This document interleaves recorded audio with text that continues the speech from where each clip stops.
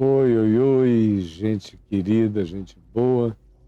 Hoje é a parte 4 do que eu venho falando em Mateus 19 sobre a questão do divórcio. E eu falei sobre o divórcio impossível, que é quando existe de fato toda aquela progressão de amor que cimenta a relação e inviabiliza. Quem é que quer se divorciar de quem se ama tanto e de quem se é, por quem se é tão amado, com quem se constituiu uma família tão celestialmente divina? Quem quer? Só o diabo. Então, o divórcio não é um mandamento, é uma concessão para os infelizes.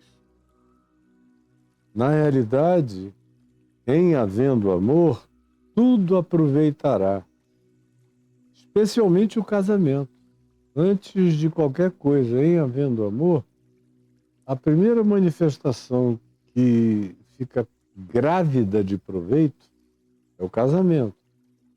Agora, em não havendo amor, primeira que fica totalmente oca, esvaziada e se transforma numa tentação de angústia é o casamento. Então tem o divórcio impossível quando há amor e tem o divórcio possível e necessário. O possível é como Jesus disse, quando há traição, quebra de confiança, todas essas coisas, até mesmo há 2000 anos atrás, já se considerava, na perspectiva do Rabino Shammai, que é aquela que Jesus advoga como estando mais correta ou equilibrada, já era uma impossibilidade. Mas também existe aquela dimensão do divórcio necessário, sobre o qual eu falei rapidamente ontem, que é quando, mesmo não havendo as relações sexuais ilícitas de qualquer que seja a natureza, as traições, as infidelidades, bola na costa, canalice, tudo isso que o indivíduo tem que ter sangue de barata para ficar feliz com uma situação dessa, a maioria das pessoas, a maioria absoluta, no passado nem se fala, mesmo hoje em dia, eu continuo atendendo gente toda hora que vem me falar da insuportabilidade de estar sendo traído, descarada e acanalhadamente, não aguentam mais. E às vezes estão em igrejas onde o pastor diz à mulher, somente à mulher, mesmo que o seu marido atraia todos os dias, você tem que ficar. Como alguém já me disse, um pastor aqui de Goiânia disse a ela, mesmo que ele lhe decepe a cabeça, você fica no casamento. É perversidade demoníaca, desumana, inumana, diabólica. Pois bem, existem aqueles casos, e aí você tem que ter Jesus como chave hermenêutica, chave interpretativa,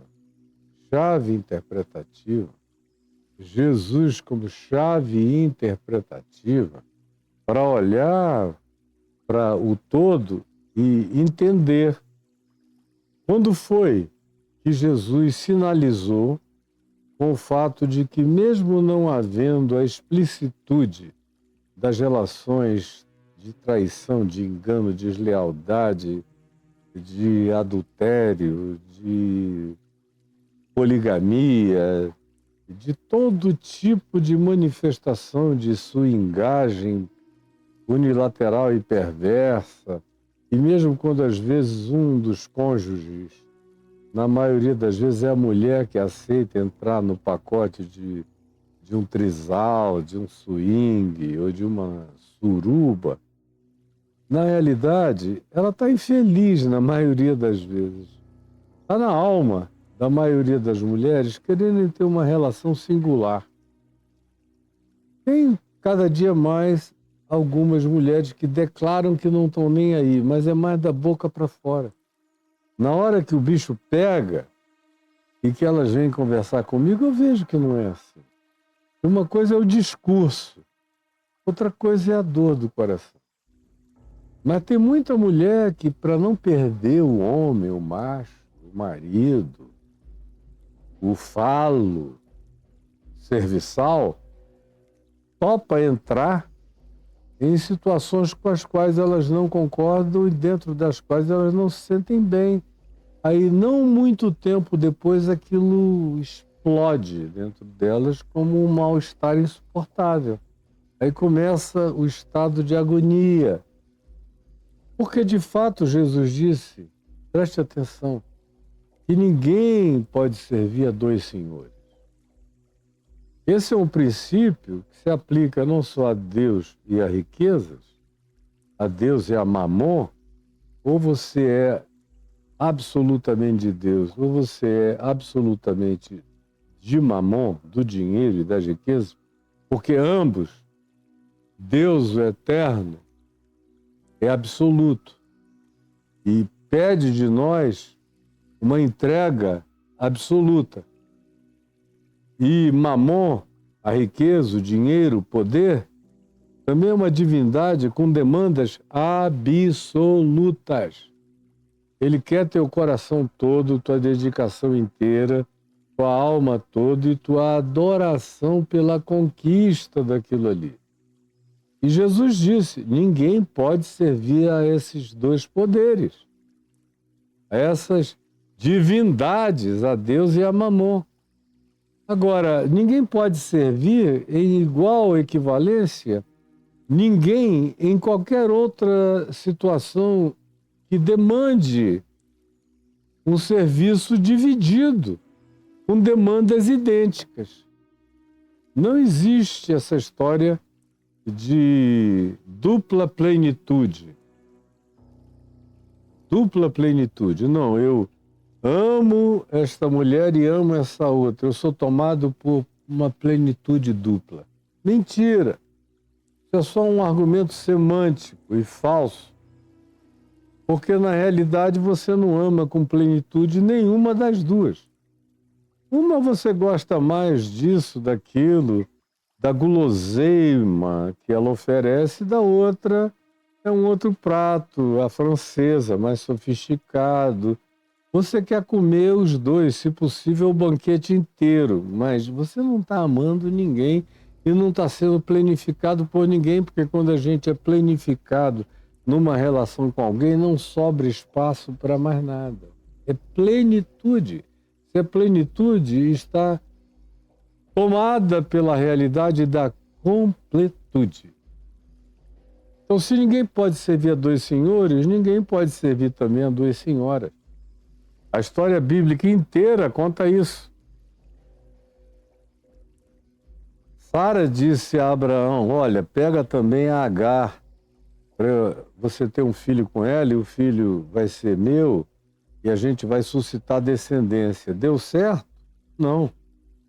Deu tão errado que até hoje judeus, árabes, palestinos, beduínos, todos da mesma família, os judeus da descendência de Sara e os árabes e os demais semitas da descendência de Agar com Abraão em guerra.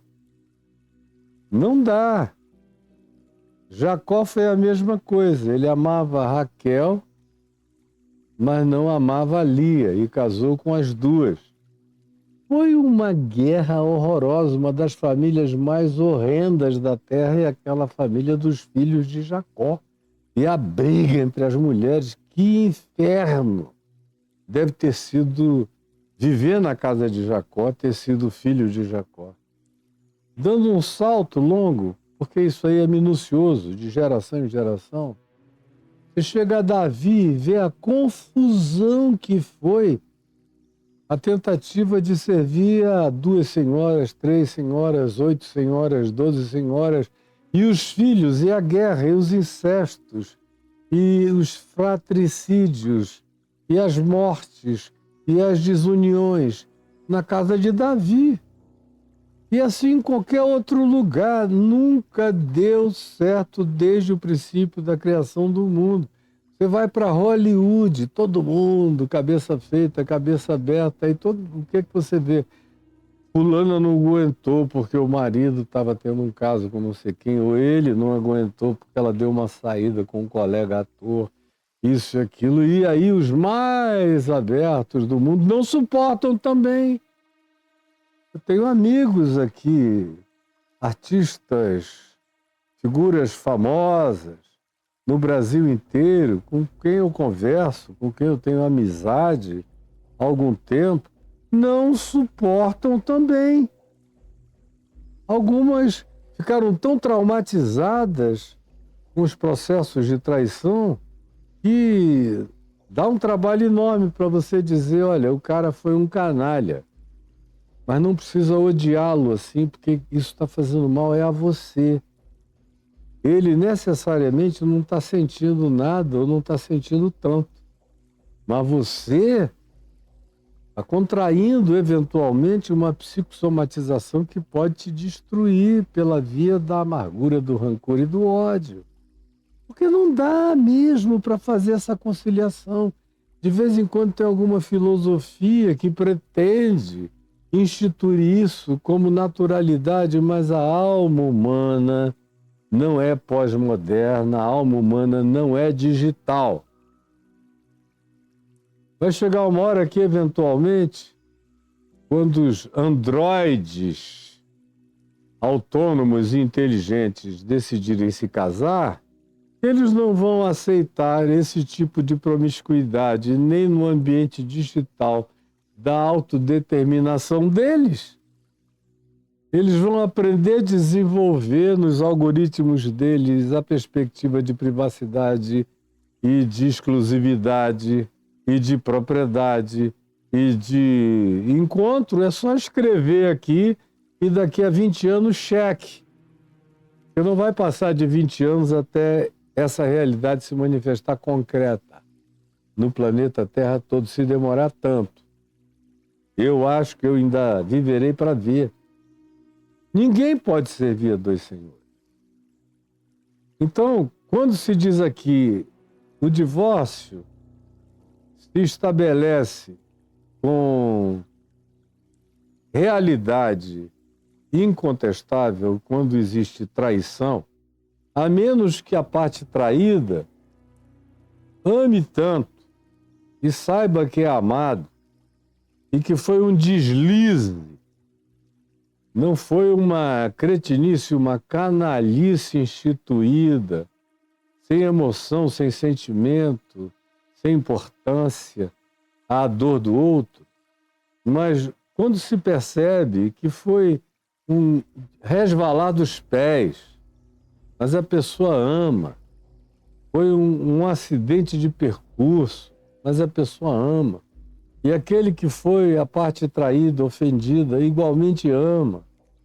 E desenvolve a capacidade de dizer, não, foi horrível o que ele ou ela me fizeram, mas é pior a continuidade de uma vida sem a gente dar a chance de que o nosso amor vença a mediocridade que foi adotada por uma das partes do casal, que está, todavia, arrependida, que sofreu uma metanoia, uma mudança de mente, que diz, não quero mais isso nunca mais na existência, me perdoa de todo o coração. Então, é uma prerrogativa do ofendido acolher, zerar, não tocar mais nesse assunto e vamos adiante, construindo um caminho limpo e novo.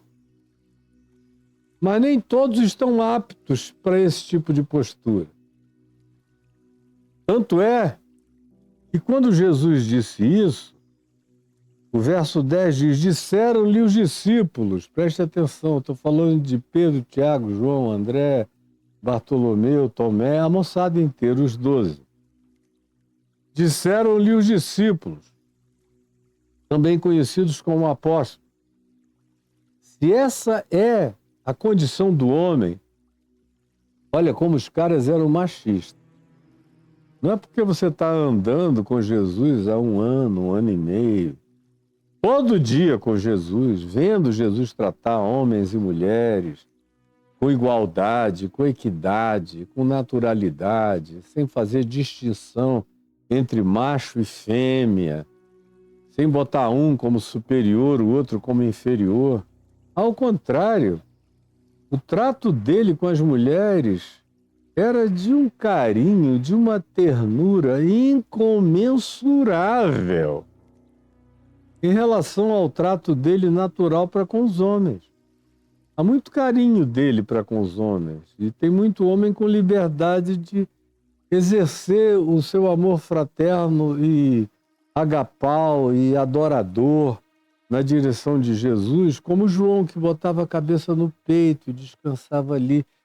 Havia alguns homens mais íntimos que chegavam próximos, mas não eram muitos. Agora, as mulheres beijam os pés, massageiam o cabelo com perfume, enxugam lágrimas, os pés nas lágrimas deles, sentam no chão para ficar embevecidas ouvindo a palavra, viajam com ele, servindo, cuidando dele em todos os aspectos, como diz Lucas 8. Ele tem, de fato, muito mais intimidade e amizade e subjetividade relacional com as mulheres do que com os homens. E a maior prova disso tudo é que a primeira testemunha da ressurreição de Jesus é uma mulher, é a Maria de Magdala, Maria Madalena. Então, olha que os discípulos não aprendem nada, nem vendo a encarnação do amor igualitário de Cristo, tanto por homens quanto por mulheres, e o carinho e a gentileza masculinamente delicada de Jesus em favor do trato com as mulheres, que é indubitavelmente muito mais carregado de afetividade natural, como tende a ser uma relação mesmo fraterna entre homem e mulher. O modo como você trata seu amigo, seu melhor amigo homem, é diferente do modo como você trata as suas amigas e irmãs mulheres. É mais meigo, até com filhos. Eu tenho mais filhos do que filhas. Meu relacionamento com os meus filhos é meiguíssimo, cheio de beijo, carinho, afeto, toque, abraço, amorzinho, amorzão, filhinho, filhão, paizinho, deles para comigo, enfim. Mas com as meninas é diferente. Com as duas filhas tem muito mais toque, muito mais carinho delas. Eles chegam, passam a mão, abraçam, ficam ali, quer uma massagenzinha aqui, vem, pega no teu ombro. Ah, tá tenso, paizinho, deixa eu te ajudar aqui. É diferente. E Jesus praticou a mesma naturalidade. Agora, veja como os discípulos homens sempre querem que mesmo o Evangelho continue a dar privilégios de superioridade masculina a eles, contra e sobre as mulheres. Eles querem que Jesus, quando se trate de relação homem e mulher, advogue a tese de Moisés, ou a tese dos rabinos, ou a tese dos religiosos daqueles dias, ou de todos os dias. Porque olha o verso 10, disseram-lhe os discípulos, se essa é a condição do homem relativamente à sua mulher, ou seja, se a gente só pode deixar a mulher se ela trair a gente, ele não está nem considerando a possibilidade da mulher também ter o direito de deixá-lo pela traição dele. Isso ele nem considera, mesmo na cara e na presença de Jesus. Eles nem consideram isso. Eles continuam pensando como religiosos, fariseus, judeus, rabinos, machistas, patriarcais, chauvinistas, controladores. É uma das últimas coisas a converter no coração do homem é a realização dessa salvação do machismo para a genuína humanidade segundo Cristo Jesus. É difícil. É difícil. Eu conheço gente boa que até o dia de hoje luta com isso. E eu diria o seguinte, me tomando como exemplo, eu já tinha vencido tudo nessa área de preconceitos para um lado ou para o outro. Homem não é amigo de mulher, tudo mentira.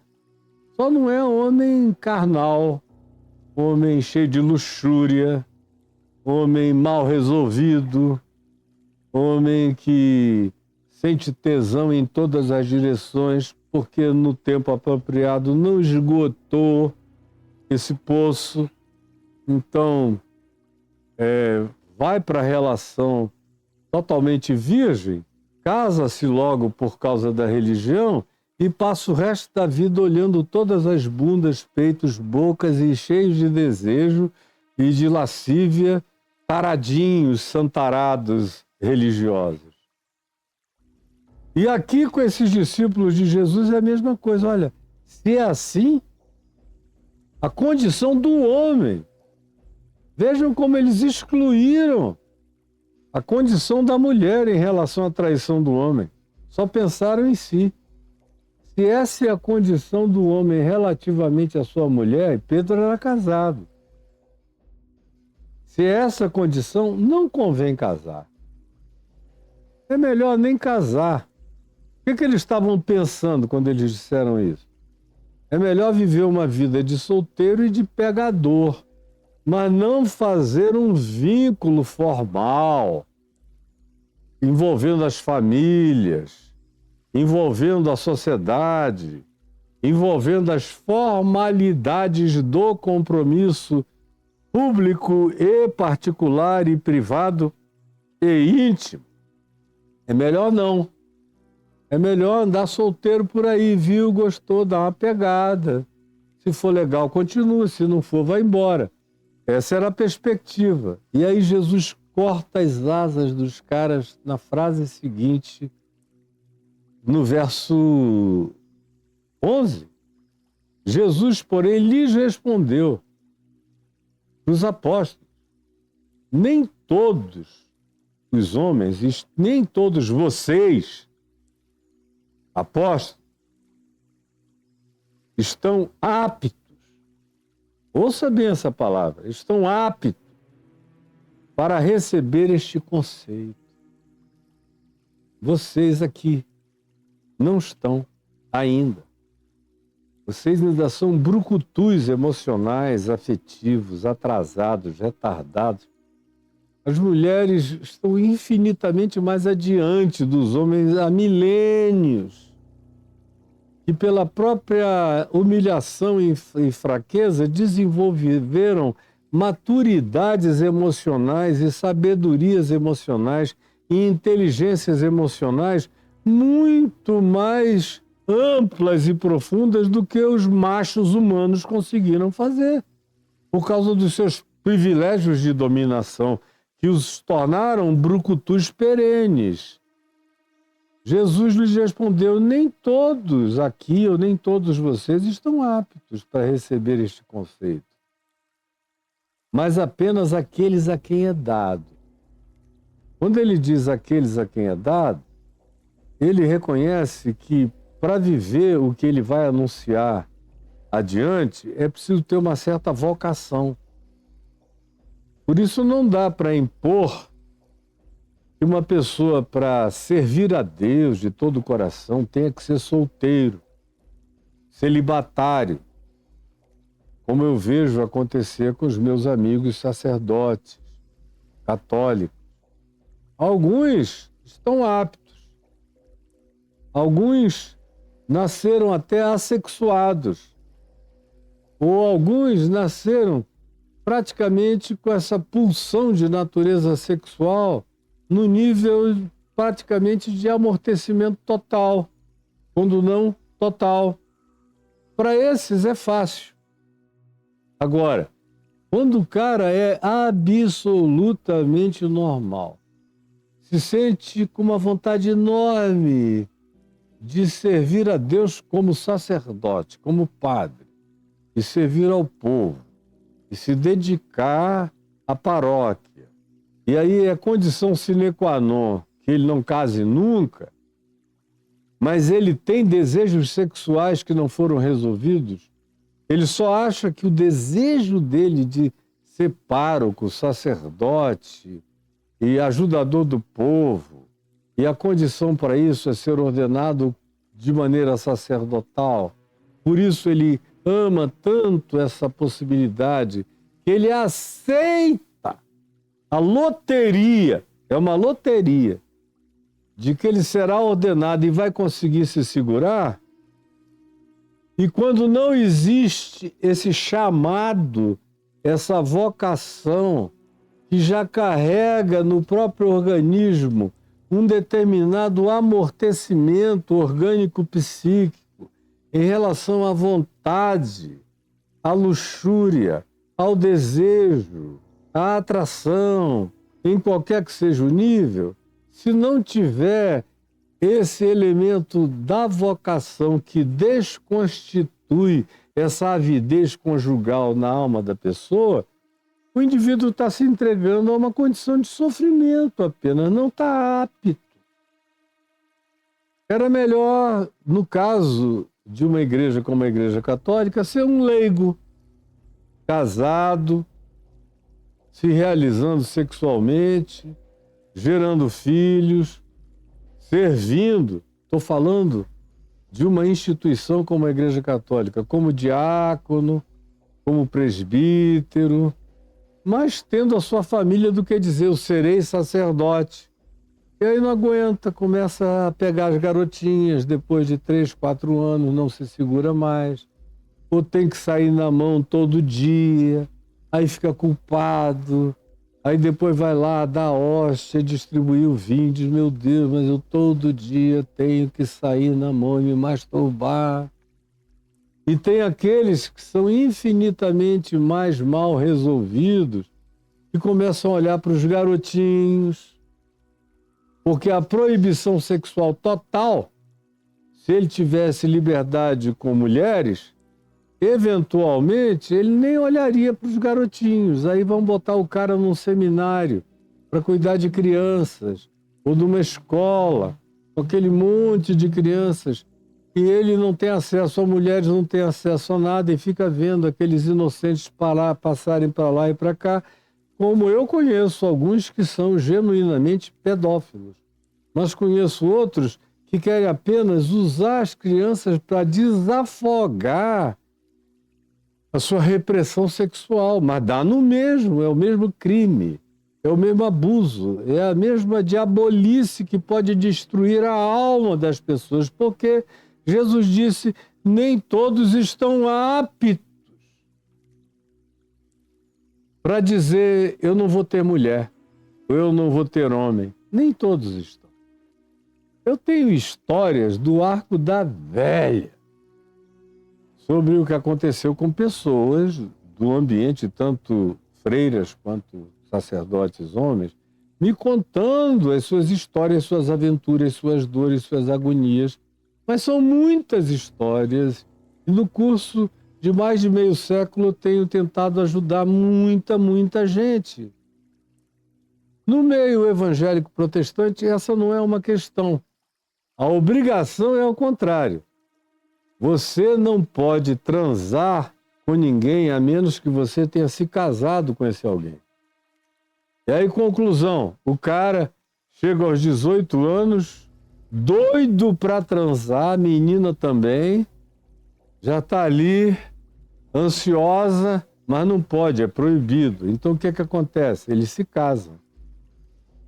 Sem saber se amam, sem experiência, sem convívio, sem conhecimento mútuo, sem experiência, sem variedade, sem namoros, sem erros, sem acertos, sem nada disso.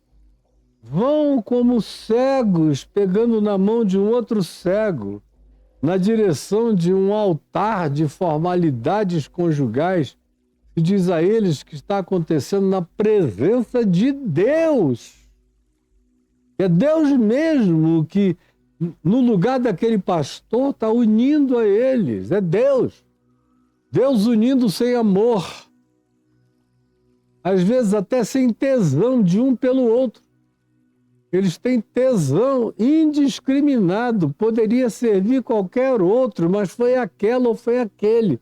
Estavam ali de plantão, então não tem ninguém, não tem tu, vai tu mesmo.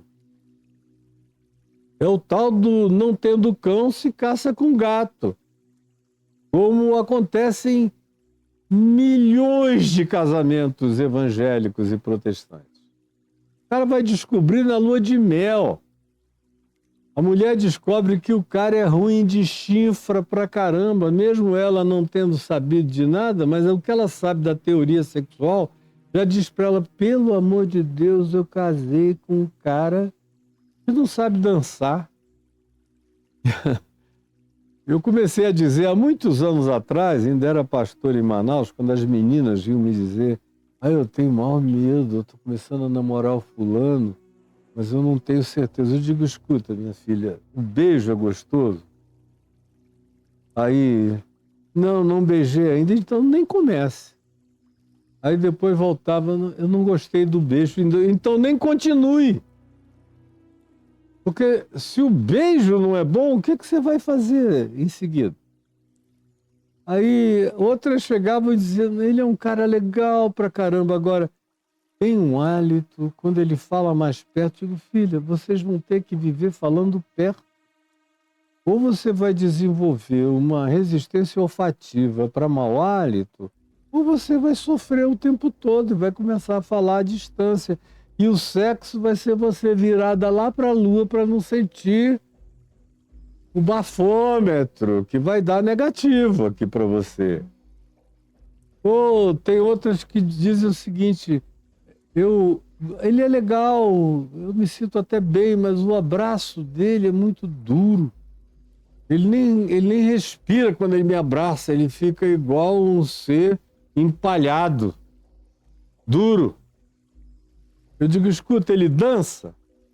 Não, ele odeia dançar, não sabe dançar. Eu digo, ele em geral, o cara que não sabe dar um mínimo de dançada, de mexida, que não tem um mínimo de molejo, que não ouve uma musiquinha gostosa e não sabe mexer minimamente, em geral não tem uma boa performance lá, é só parece que está arrombando uma porta de um castelo medieval e não passa disso. Então, olha, abre o olho, minha filha. Ou então leva para uma aula de dança para ver se o cara ganha um molejo, porque nos primeiros anos da vida conjugal, isso terá, como eu disse ontem, a parte erótica terá uma importância muito grande no início da vida conjugal. É só depois, com o tempo, que isso pode ir sendo acrescentado por outras coisas, mas nesse início tem uma importância de um percentual significativo. E aí Jesus corta as asas dos caras. Eles pensaram que Jesus ia dizer, tá legal, ó, saiam pegando todo mundo, não se casem não tem problema, é melhor uma boa promiscuidade do que um divórcio. Mas não foi isso que Jesus disse. Quando eles disseram isso, eles ficaram esperando a resposta e Jesus lhes respondeu, nem todos estão aptos para receber este conceito, mas apenas aqueles a quem é dado. Aí eles ficaram olhando e disseram, o que será que ele vai dizer a seguir? Aí olha só o que Jesus diz a seguir.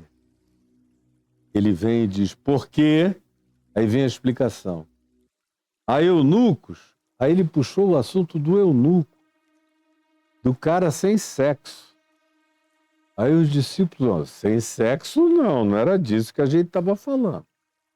Era só de não se comprometer para sempre. Uma pessoa que eventualmente a gente deixe de gostar e tenha que ficar esperando ela trair para a gente poder sair oficialmente da relação. Era disso que a gente estava falando, e como privilégio masculino. Só isso. Agora, ele já vem falar de eunuco, porque Jesus era um eunuco.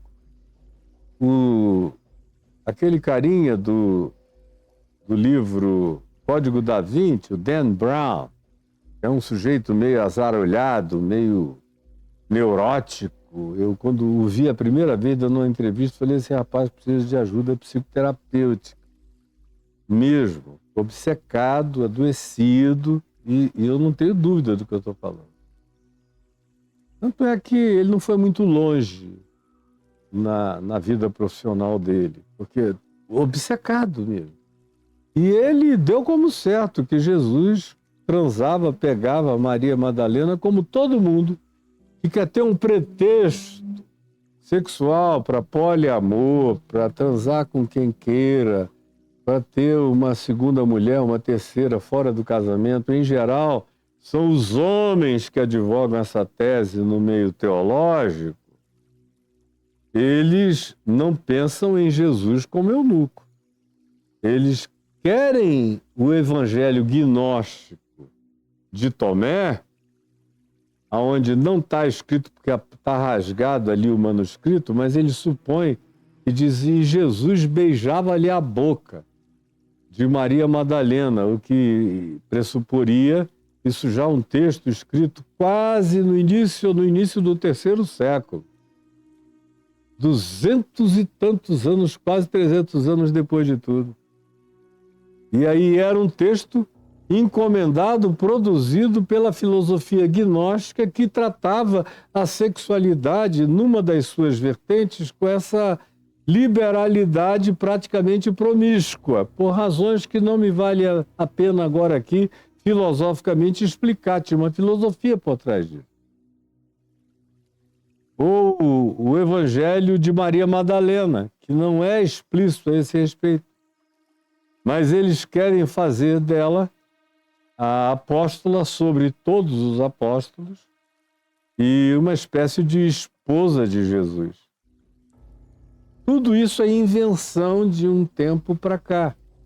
Boba, tola, que só aderem a ela o pessoal que já está com comichão de lascívia. Aí querem se agarrar a qualquer que seja o apócrifo, a qualquer que seja a concessão apócrifa para fazer o que a carne, o desejo e as entranhas deles querem. E eu digo na cara de vocês, porque eu conheço vocês, seus bobos. Pois bem, Jesus introduz o assunto do eunuco. O eunuco é o cara sem sexo. Aí eles disseram: que negócio é esse? A alternativa a não casar é não sair pegando gente por aí? Poxa, porque há eunucos de nascença, como eu falei há pouco, dos padres, ou de monges e de outros, de nascença. Esses não sofrem. Eu tenho amigos padres que são eunucos desde o nascimento e nunca sofreram, porque tiveram desde sempre uma vocação para aquilo e uma desconstituição orgânico-psíquica desse desejo tão atavicamente pronunciado de natureza sexual. Alguns nascem assim, assexuados. Há outros a quem os homens fizeram tais. Nos dias de Jesus, especialmente nas cortes, ou aqueles que tinham escravos e eram poderosos, castravam os seus escravos para que eles não tivessem mais órgãos genitais propícios para uma relação sexual, e sem os testículos e com o extirpamento disso tudo, os hormônios deixavam de produzir naturalmente todos os níveis de testosterona, outros hormônios começavam a se exacerbar, o indivíduo ia mudando a voz, ia ficando com a voz mais feminina, o seiozinho ia ficando mais projetado, a musculatura ia perdendo a sua estrutura densa, ia ficando mais macia, como uma perna de mulher que não entra em musculação obsessiva e tudo isso. Por quê? Porque eles queriam esses homens para cuidarem dos seus haréns, das suas mulheres, sem terem relações sexuais com elas, sem correr o risco de que elas engravidassem de um escravo. E eles depois, sem saber, se tornassem pais de gente que eles não geraram. Esse, sobretudo, era o objetivo daqueles a quem os homens castraram, porque eram escravos do domínio desses poderosos.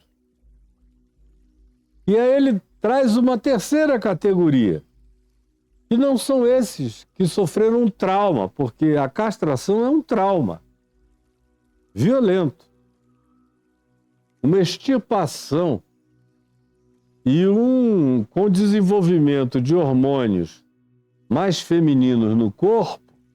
Alguns eunucos começavam até a ter desejo sexual por outros homens e não por mulheres.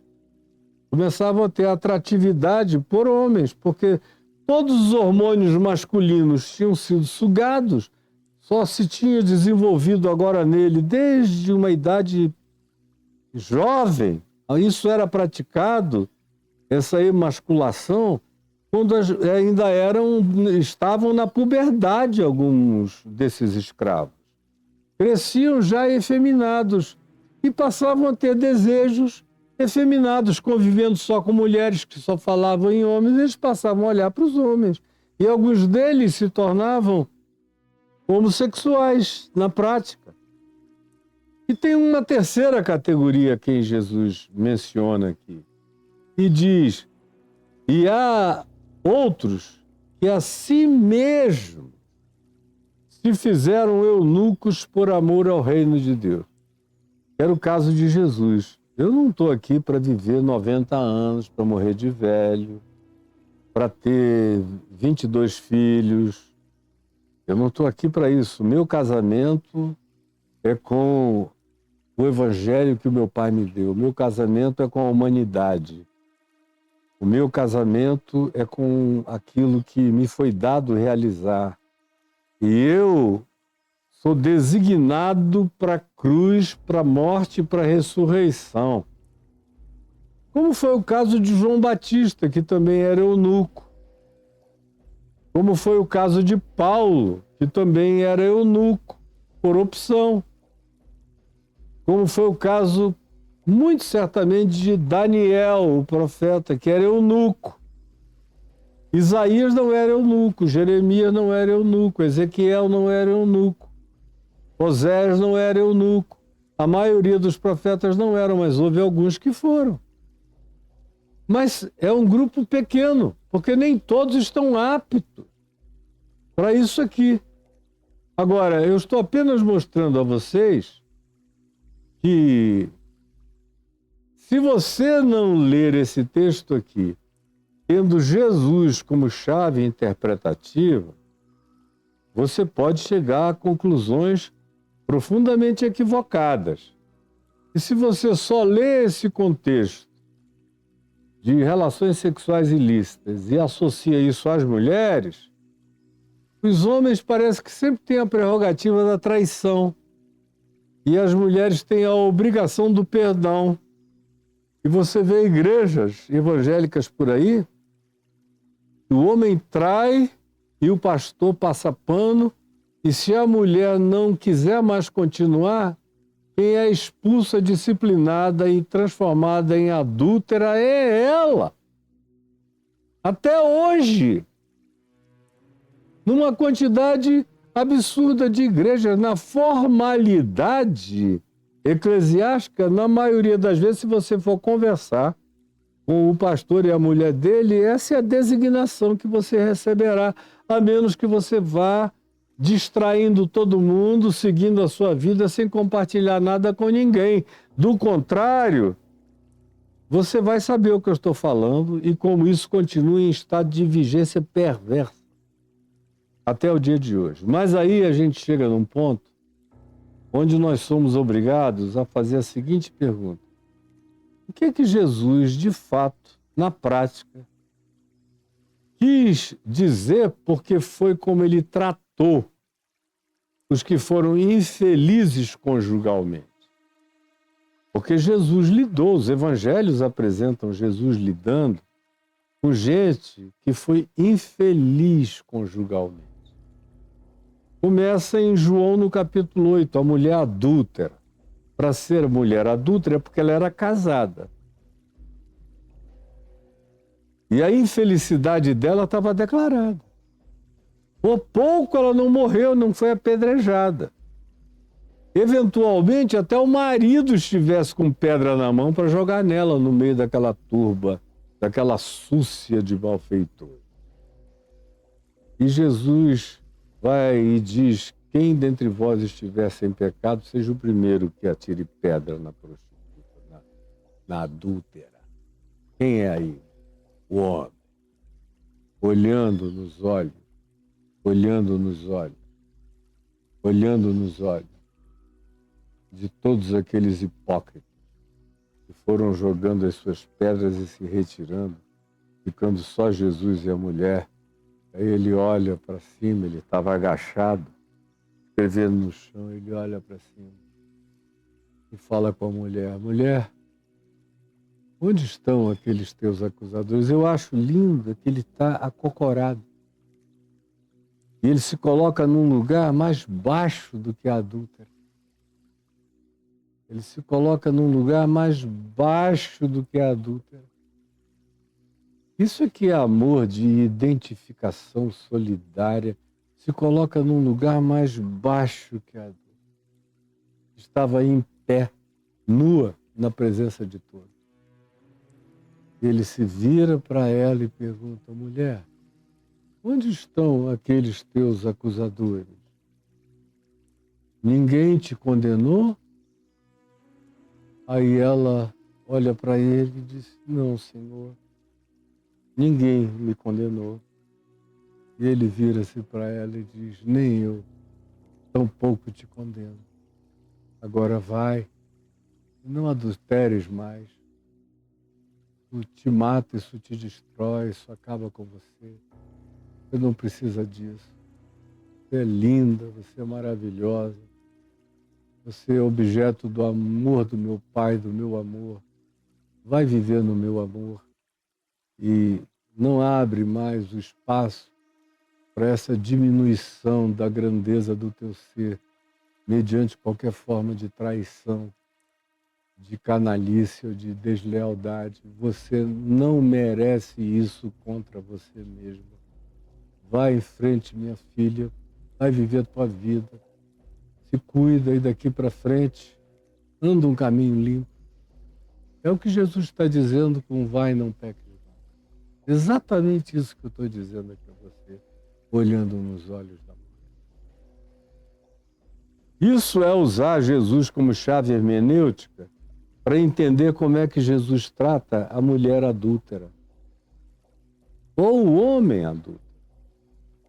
Embora aqui no Evangelho praticamente quase todos os homens tenham adulterado alguma vez, de modo que o tratamento do adúltero aqui diz respeito ao tratamento de Jesus com quase todos, chamando todos ao arrependimento, chamando todos à mudança de mente, mudança de caráter, mudança de atitude, mudança de relacionamento, tratando os outros com respeito, com amor. Se ele manda amar os inimigos e orar pelos que nos perseguem, o que é que ele não manda fazer para com a mulher que se entrega a você? Que abre o coração, a alma, a vida, o corpo, o útero, abre tudo para você. Como é que ele não mandaria você tratar, senão melhor do que você trata ao seu próprio corpo? Trate a ela, como Paulo posteriormente vem a interpretar. Porque esse é o Espírito de Cristo, é o Espírito de Jesus. Tratem as mulheres assim, como eu trato vocês, como eu trato o mundo. Com amor, e muito mais amor. Porque se você ama o inimigo e ora pelo que te persegue, quanto mais aquela que te dá filhos, que te dá prazer, que te abraça, que te esquenta, que te acolhe, que te cuida. Muito mais ainda. Mas aqui ele está na defesa das mulheres. Aí você olha de novo para esse texto, tendo Jesus como chave hermenêutica, e chega em João, no capítulo 4, a mulher samaritana, com quem ele está conversando, e devia ser uma gata, porque os discípulos dele não estavam lá, tinham ido a Siquém comprar alimentos, e Jesus tinha ficado sozinho no meio daquele campo, que eu conheço muito bem aquela região, que é Palestina, que é Nablus, que é no sopé do Monte Gerizim. Eu vou lá há décadas e décadas e décadas, me sinto em casa. E ele está ali no meio de um campo, e Siquém está distante.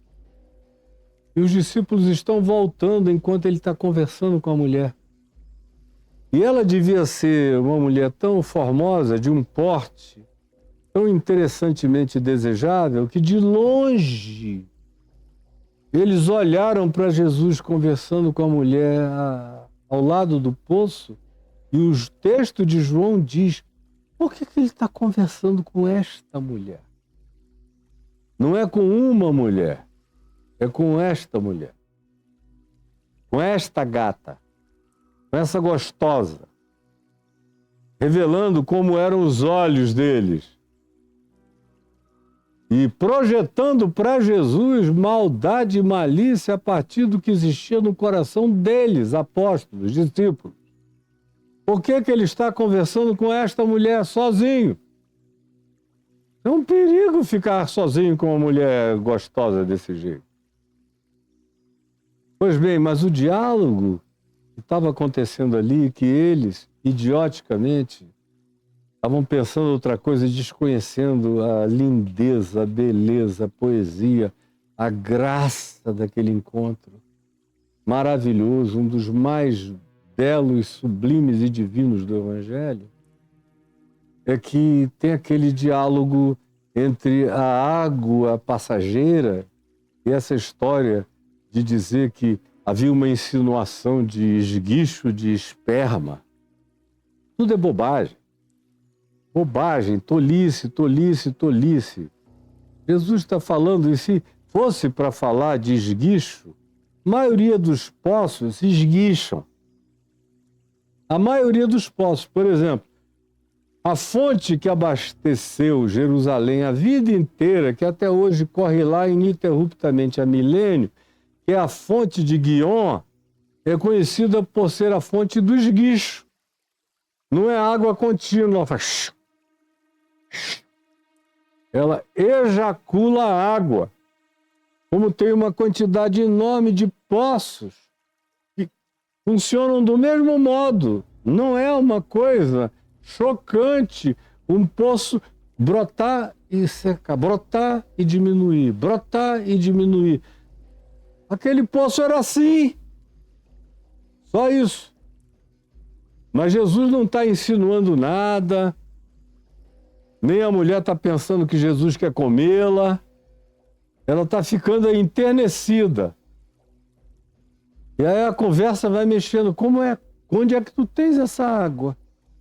Me dá para eu não ter essa sede, não ter que vir aqui, porque é uma dureza vir aqui todo dia com esses cântaros, uma madeira atravessada carregando esses cântaros pesados e levar água para casa.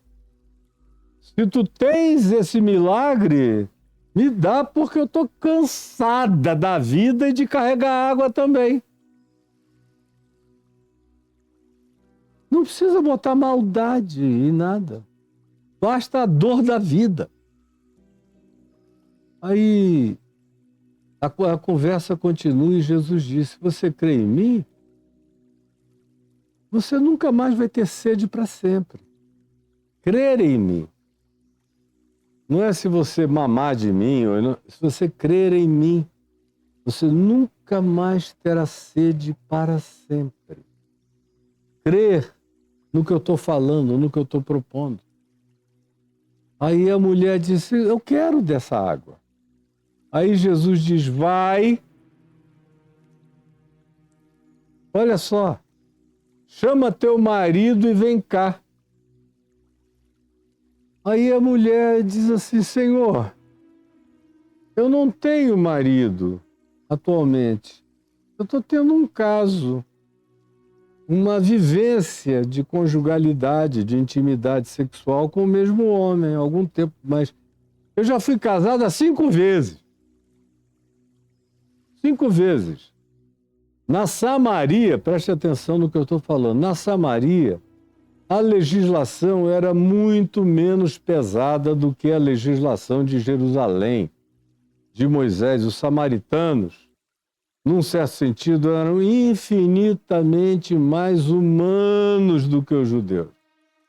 Tanto é que Jesus usa a humanidade dos samaritanos para dar o exemplo do bom samaritano, usa a humanidade dos samaritanos para dar exemplo do leproso, que é o único que voltou grato para agradecer a cura, usa a humanidade dos samaritanos como sendo aqueles que perceberam que Jesus estava aflito, não queria pernoitar com eles e decidira ir adiante para Jerusalém, e eles não fizeram força para segurá-lo, disseram não, se vai ser mais confortável para ti, pode ir. E João ficou com raiva, queria fazer descer fogo dos céus na cabeça deles para os consumir. Mas nos evangelhos, os samaritanos em geral são mais leves, mais humanos, mais solidários, mais cordiais do que os judeus. E os de Jerusalém nem se comparam, eram feitos de pedra pura. Portanto, a legislação, o trato entre os samaritanos era muito mais lato, muito mais vago nesse sentido, de modo que aquela mulher que tinha sido infeliz no primeiro casamento, no segundo casamento, no terceiro casamento, no quarto casamento, no quinto casamento, o que em Jerusalém era impossível uma mulher oficialmente se casar 5 vezes, porque ela ia ser 5 vezes adúltera. Não ia sobrar nem o fio do cabelo dela. Pelo trato odioso dos judeus sionistas, perversos, malignos, cultuadores de templo, de Torá e de Moisés e de leis, e que coavam mosquito e engoliam camelos, como Jesus disse, hipócritas.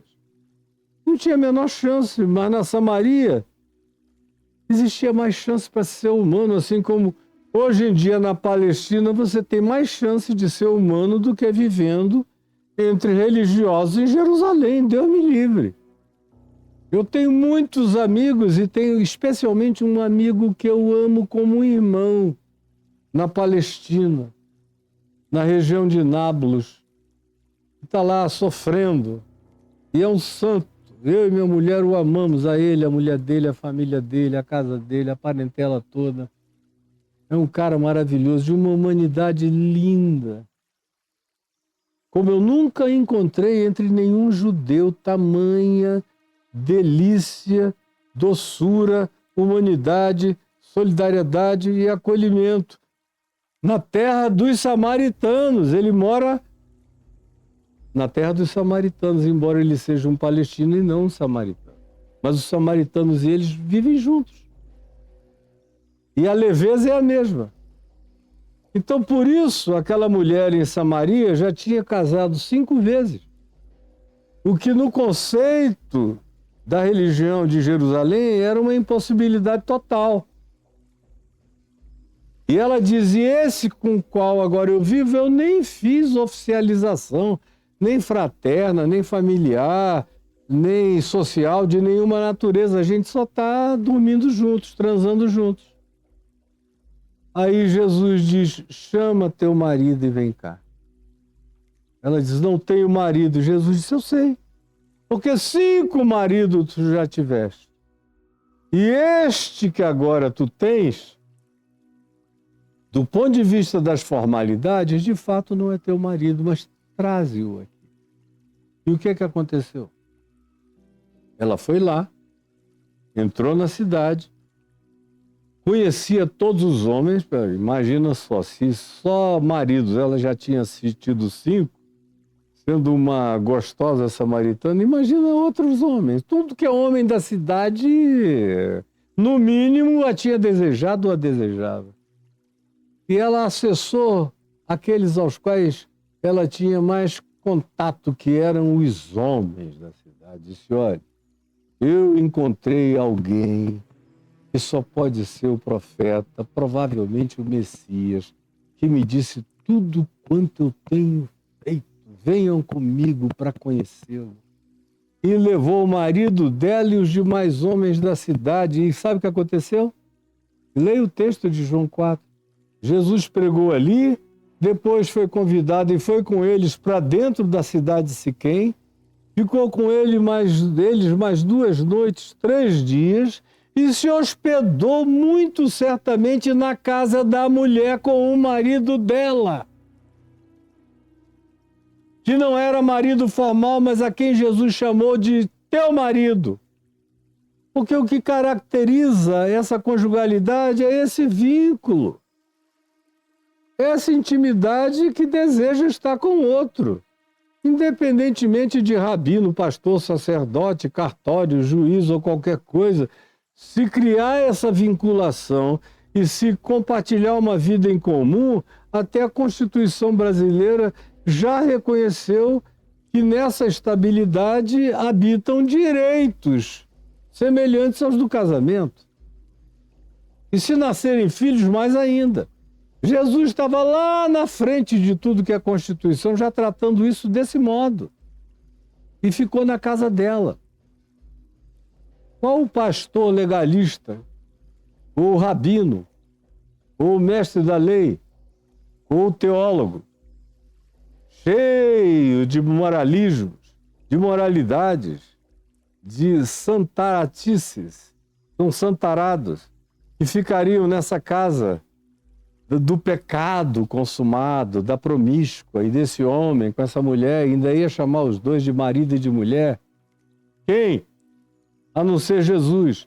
Portanto, o que está dito aqui, não sendo por causa de relações sexuais ilícitas, é uma conversa de Jesus com judeus. Guarde bem o que eu estou dizendo. TikTok está caindo, eles têm ainda mais 5 minutos comigo.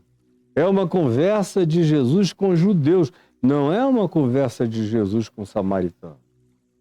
Não é uma conversa de Jesus fora das fronteiras de Israel. Não é uma conversa de Jesus com gentios. E é Paulo quem acaba com essa história em Romanos 7, quando diz que a lei de Moisés, que estabelecia todas essas coisas, morreu em Cristo. Para que Paulo usa esse exemplo? Nós éramos casados e o homem está ligado pela lei à mulher e a mulher ao homem enquanto um dos cônjuges vive, enquanto vive, por exemplo, o marido, usando a prerrogativa do supremacismo marital sobre a esposa. Enquanto vive o marido. Mas se morrer o marido, ela está livre para construir novas núpcias. Aí você pensa que Paulo está falando de casamento e não está falando. Ele está falando da cruz de Cristo e da nova aliança. Aí ele diz assim também: Jesus morreu encarnando a lei. Ele morreu como o marido da lei, o marido que representava a lei, para que agora vocês fiquem viúvos da lei e possam casar nessa nova aliança, esse novo casamento do Evangelho da graça de Deus. Está lá em Romanos 7, de 1 a 5. Só não entende quem é analfabeto. Paulo acaba com essa história. Tem que haver amor. Havendo amor, existe casamento. Não havendo amor, você pode se casar com o Papa Francisco, que você continua não casado. Continua indo para a cama com a sua esposa, trair e adulterar contra ela, que pensa que está casada com você e você só está usando ela como um depósito de espermas sem amor, sem afeto. Pois bem, É aqui que você tem que também aplicar a chave hermenêutica, porque lembre-se, essa não foi uma proposição de Jesus. Aqui, em Mateus 19, Jesus não puxa essa pauta, lembram? E na quarta-feira da semana passada, que eu só falei 20 minutos e tive que sair para um podcast, eu disse que essa era uma pauta da religião, era uma pauta de Jerusalém, que não tinha nada a ver com as pautas da Galiléia, que na Galiléia esse assunto nunca foi perguntado a Jesus, até porque na Galiléia o que tinha de gente que tinha casado, não dado certo, se separado, era um lugar de gentios, de cultura plural e de situações e de infelicidades múltiplas.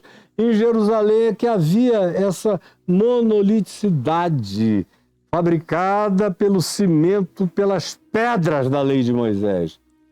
E aqui em Samaria, muito menos, e no resto do mundo também, Jesus quer saber quem ama quem. Quem respeita quem é fiel a quem trata a quem com dignidade, esses são os casados. Os outros, eu vi aí esses dias a esposa de um pastor que provavelmente morreu de overdose, talvez, ou até de suicídio. Porque eu conheço a história da família. Meu Deus, é muita infelicidade ali, já está indo para a terceira geração de mulheres infelizes. A mãe do cara foi infeliz pra caramba, todo mundo infeliz pra caramba. Estão casados? Não. Estão oficializados, mas casados? Não. E aí tem muita mulher sincera, honesta, de Deus, que sonha com uma relação feliz e vive infeliz ao lado de um sujeito que arrota a santidade e pratica perversidades o dia inteiro, e depois de anos e anos e anos a pessoa não aguenta mais, chega um dia que não é nem suicídio que ela quer cometer, a pessoa só quer dormir para sempre e não acordar mais para aquela tristeza, para aquela vergonha, para aquele estado de coisas. Acontece o tempo todo entre mulheres de pastores, o tempo todo, para todo lado. E é coisa muito séria. Hoje eu paro por aqui com você.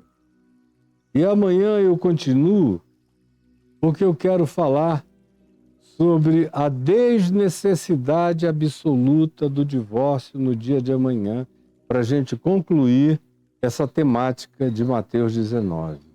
E eu te peço, Jesus, que o que eu tenha dito aqui tenha sido de alguma utilidade para alguns, para muitos, de entendimento, de autoenxergamento, autopercepção, de conversão, de metanoia, de mudança de mente, de genuína regeneração, de renovação do entendimento, de não conformação com este século, mas de renovação do entendimento, pela entrega contínua ao Evangelho, para que nós aproveitemos e conhecemos qual seja a boa, agradável e perfeita vontade de Deus para a nossa vida. Em nome de Jesus.